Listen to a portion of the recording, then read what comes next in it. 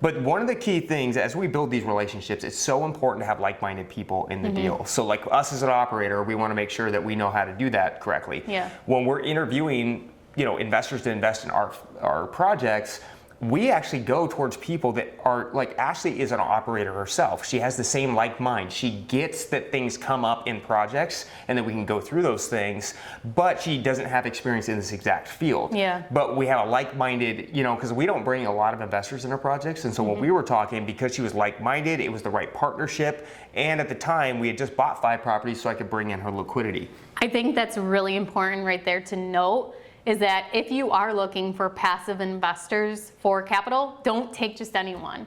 Like, yeah, it could be exciting that there's 10 different people wanting to give you their money, but just as important as it is for the passive investor to vet the operator, you should be vetting your passive investors too.